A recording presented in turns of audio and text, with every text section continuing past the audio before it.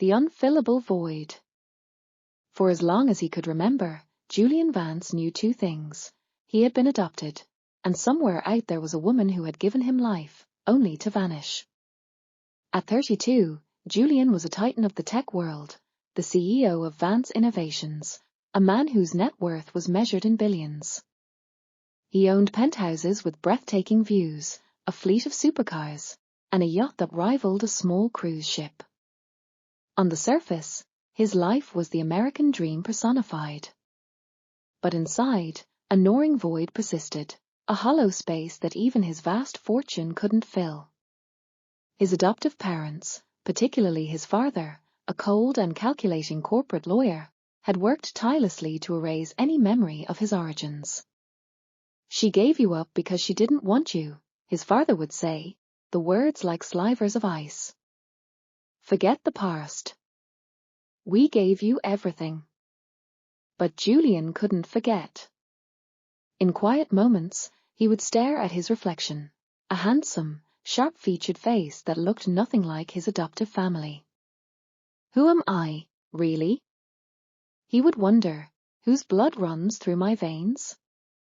When his adoptive father passed away, Julian inherited not just a fortune, but a trove of secrets. Tucked away in a locked safe in the old man's study, he found a sealed envelope, yellowed with age. Inside were legal documents, adoption papers, and a faded photograph. It showed a young, thin woman with weary but kind eyes, her dark skin a stark contrast to the newborn white baby she cradled in her arms. A forced, fragile smile was on her face. Written below in trembling handwriting was a name, Amara Jenkins, 1993, birth mother of Julian Vance. The documents were a punch to the gut.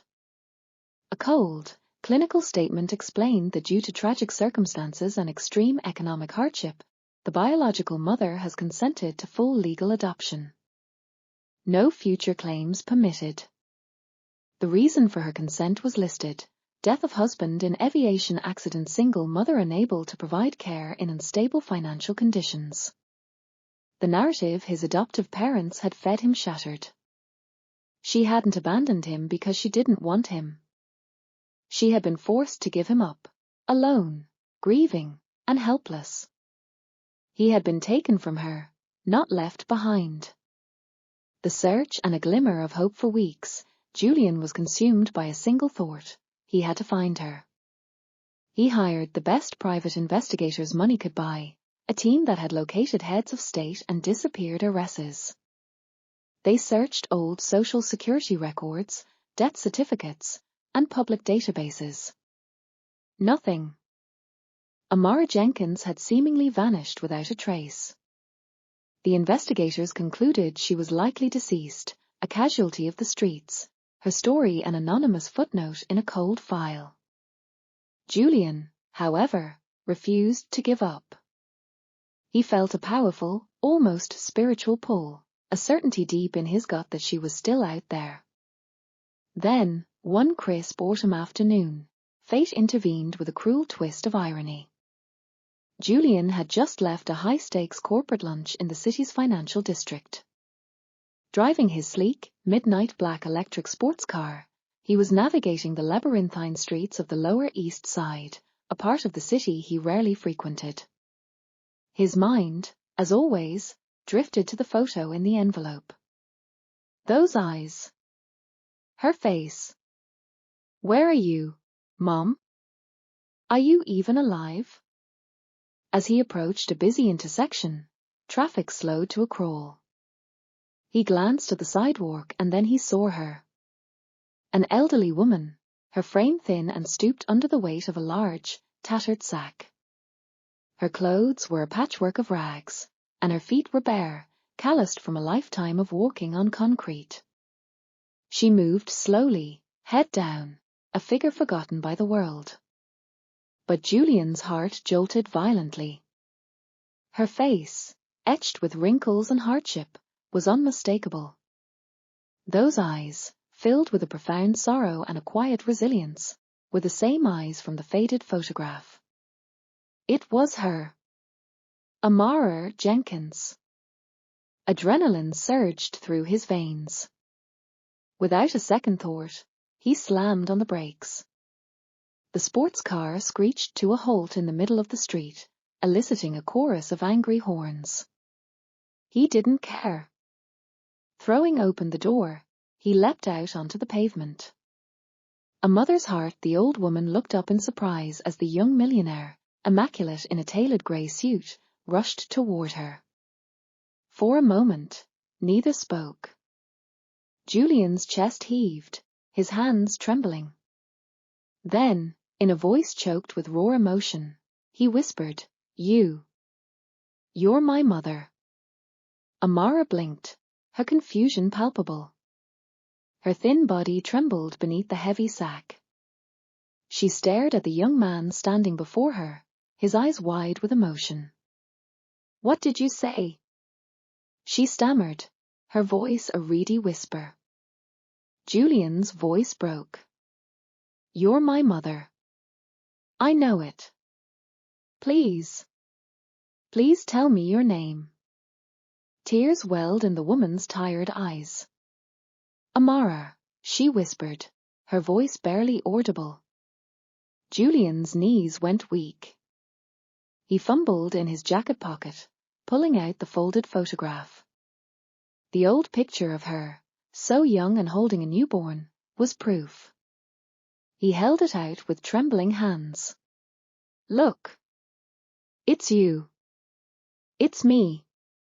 Amara's breath caught. Her eyes locked on the faded image, and her hands flew to her mouth, a sob escaping her lips. "Oh, God. No. It can't be." Julian's voice was urgent now. "Please. I've searched for you. I know what happened. I found the papers. The truth about my father. What they did to you." Tears streamed down Amara's weathered cheeks. She sank to the ground, her body racked with uncontrollable sobs. Julian knelt beside her, heedless of the street's filth. "You didn't abandon me," he whispered. "You saved me. You gave me life." Amara's frail hands reached up to cup his face, disbelief and overwhelming love in her eyes. "They told me," she wept, her words broken by sobs. "They told me I would never see you again. After your father died, I had nothing. I couldn't feed myself, let alone a baby. I had no choice. They forced me to sign. They made me take that photo. They said it was the only way to save you." Julian pulled her into a tight embrace. "You don't have to explain," he whispered. "You're my mother. You always will be." For long minutes, the two of them clung to each other, lost in a moment that spanned decades of pain and longing. Passers-by stopped and stared, a surreal sight of a wealthy young man embracing a ragged beggar woman in the middle of a New York City street. But Julian didn't care. He was home. Finally, through tear-filled eyes, he looked at her. "Come with me," he said softly. "Please. Let me take care of you now." Amara shook her head weakly. "Look at me. I'm nothing. I have nothing. You're a rich man. You don't need me." Julian smiled, a gentle, genuine expression that transformed his face. "You are everything I've ever needed. I have all the money in the world, but I've never had my mother." Slowly, with shaking legs, Amara allowed him to help her into the supercar. For the first time in decades, she sat on soft leather. Julian pulled out his phone and made a call. "Get the best doctor, the best care, and prepare the guest suite in my penthouse," he said into the phone, his voice steady and resolute. "My mother is coming home." In the weeks that followed, Amara was given medical treatment, new clothes, and nourishing food. Her strength returned, little by little.